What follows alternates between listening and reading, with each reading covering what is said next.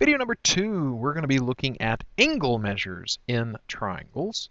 So first off, how many degrees make up the 3 angles inside any triangle?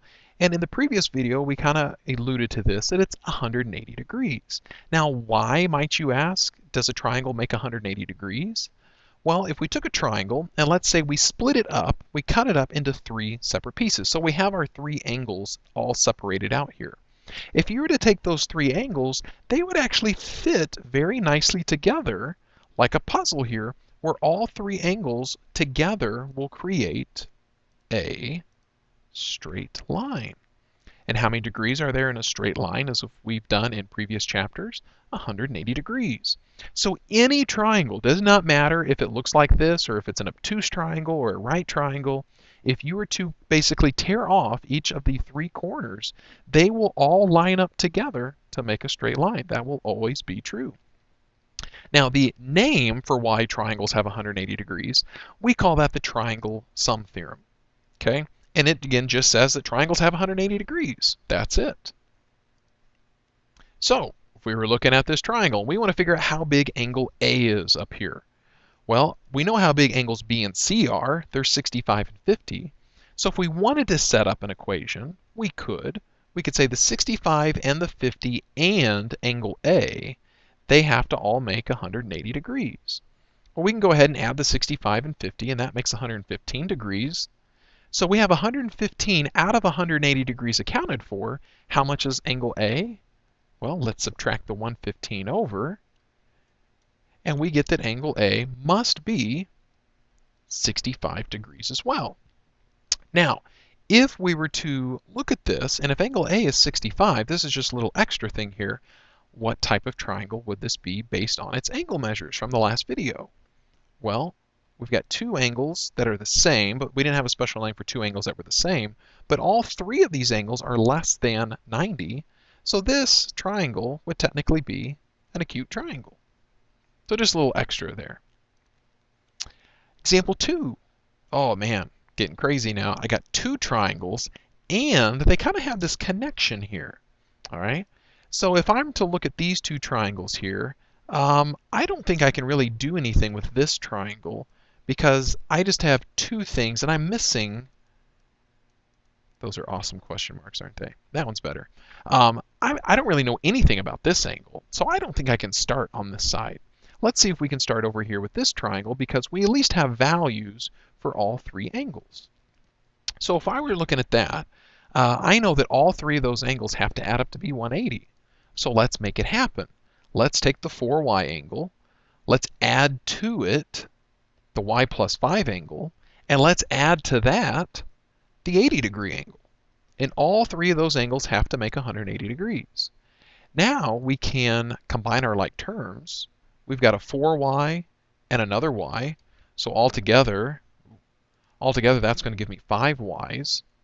And then I can add these 2 terms. 5 and 80 together make 85 equals 180. And then we can move our 85 over. And so we have 5y equals 95. And divide the 5, and we find out that y is equal to 19. Okay. That still doesn't help me over here though, right? Because none of these angles over here have y's in them. They all have x's in them. But one thing that hopefully maybe some of you have caught on to is there's a special relationship between this y plus 5 angle and this angle. These are angles that we've talked about in a previous chapter. Those are vertical angles. And what was special about vertical angles? They were equal. So if we can figure out how big this angle is, we know how big that angle is. Well, we now know how big y is. It's 19. So if I were to plug 19 in for y, 19 plus 5 means that this angle right here is 24 degrees, which means so is this angle. It's 24 degrees. Now I can look at that right triangle over here, and I know that the 24 with the 2x with the x plus 10, that all 3 of those angles have to add to equal 180. And so now I can add my like terms. I got 2x plus another x makes 3x. I've got the 24 and the 10, since they're on the same side, I can add them, make 34 equals 180.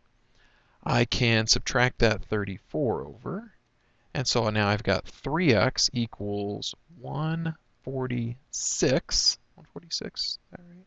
Yeah. And then divide the 3 over.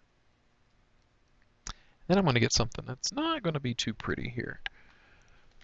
Calculator, what do we get? 146 divided by 3 is 48.6 repeating, which is 48 and 2/3, which you could convert that to an improper fraction if you like, but you can just write it as 48.6 and put the little repetand, the repeating bar, over the 6 if you like, or you could have rounded it up and just said 48.7. That's fine either way.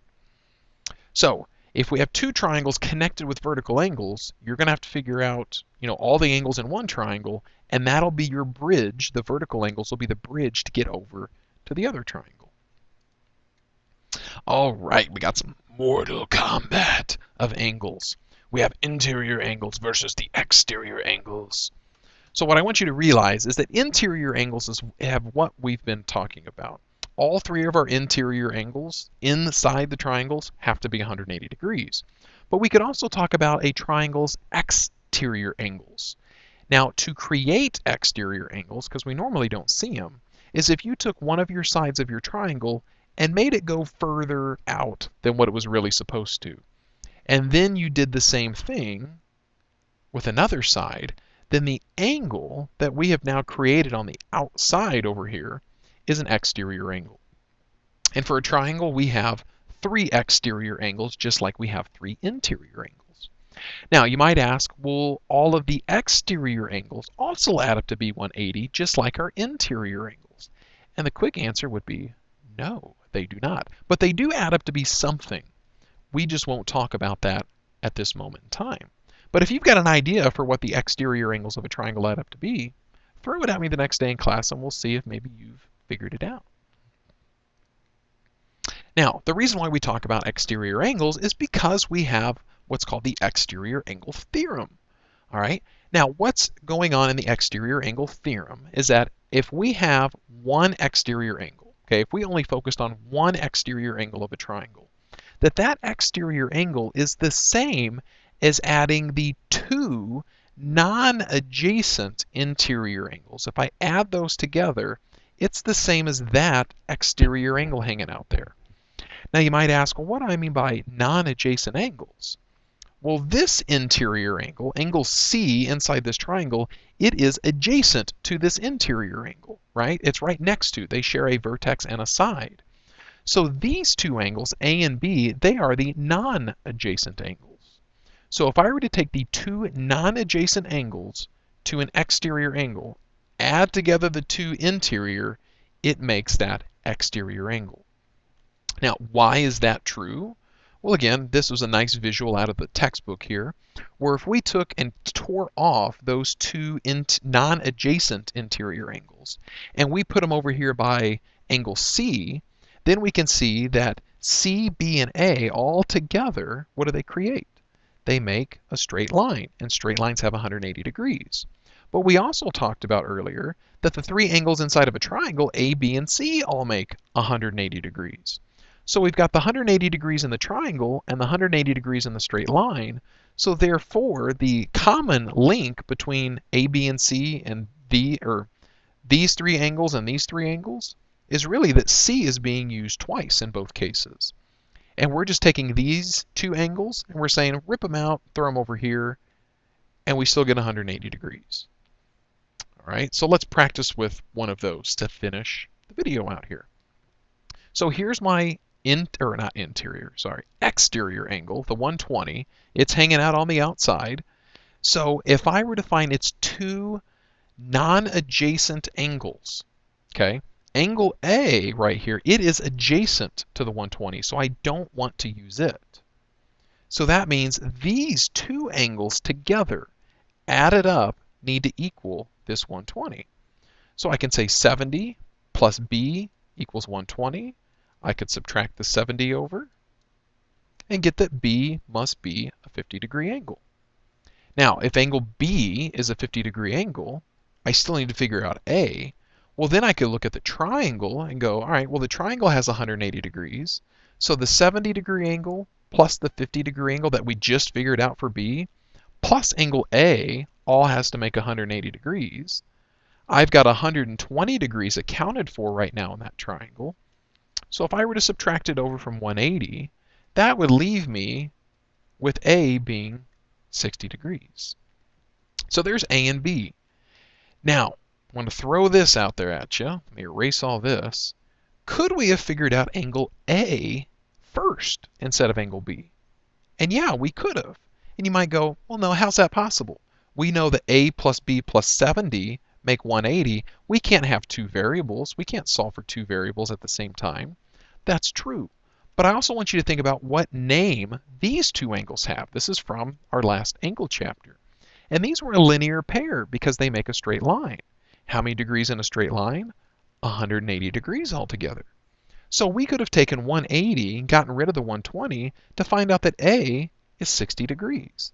And then we could have taken the triangle itself, which is 180 degrees, gotten rid of the 70 that was down here, gotten rid of the 60 that we just figured out over there, and what's left over would be angle B, which would be 50 degrees.